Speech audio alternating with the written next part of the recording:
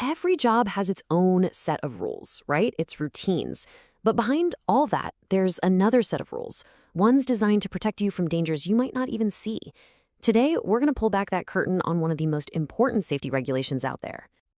Just think about that for a second.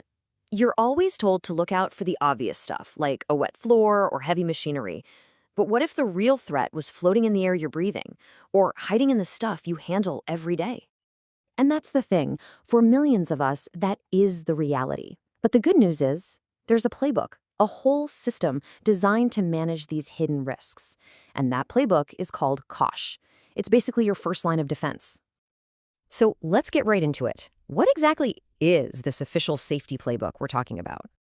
So there it is, the full name. Control of Substances Hazardous to Health Regulations 2002. Sounds pretty official, I know, but trust me, every single one of those words matters. It's a set of laws that spells out exactly how employers have to control anything that could harm your health.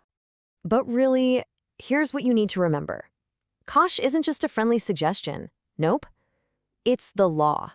It's the official rulebook that makes sure your employer is actively working to keep you safe from harmful materials. Right, but you can't protect yourself from a danger if you don't even know what to look for. So how does COSHH actually help us spot these invisible threats? Well, when we say hazardous substance, it's a really broad term. We're not just talking about some bubbling beaker in a science lab, right? It could be something as common as dust from cutting wood, fumes from welding, or even things like germs in a hospital. Okay, so this is how we start to make those invisible dangers, well, visible. When you see the skull and crossbones, that is a serious, immediate warning. It's the toxic symbol, and it means that any exposure could cause major health damage, or it could even be fatal. And this next one, just as important, the corrosive symbol. I mean, look at it. It shows something literally eating away at a hand.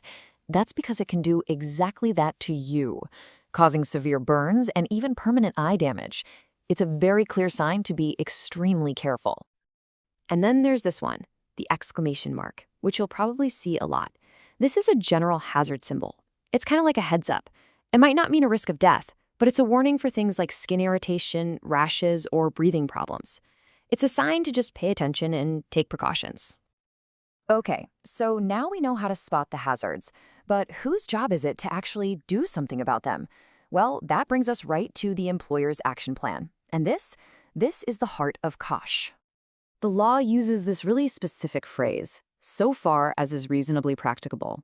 It's a legal term, sure, and it defines just how far your employer has to go to protect you. But what does that actually mean day to day?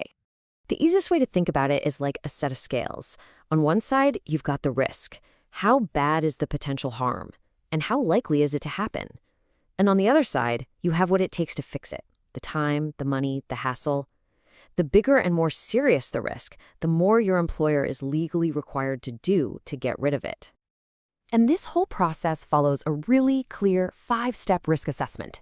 It starts with identifying the hazards and who they could hurt, then figuring out what to do about it, and then actually doing it. But here's the key part. It doesn't just stop there.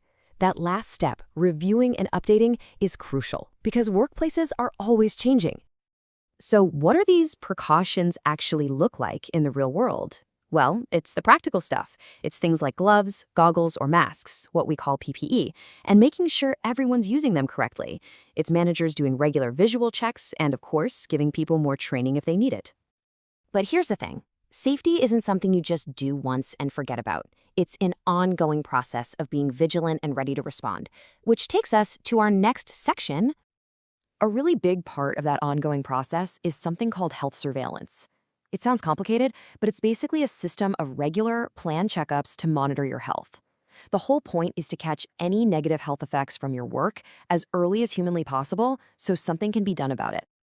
And hey, it's not just about the people either. All that equipment that's supposed to protect you, it has to be in perfect shape. I mean, a ventilation system that's all clogged up isn't doing anyone any good.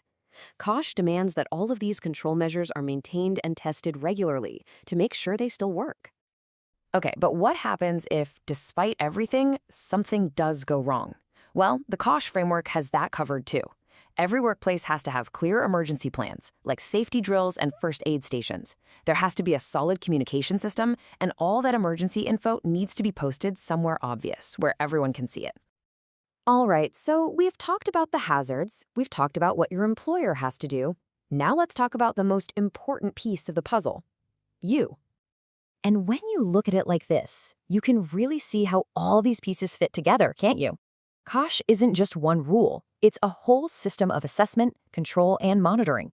And right there in the middle of it all is you, the employee. And this really shows you that safety is a two-way street.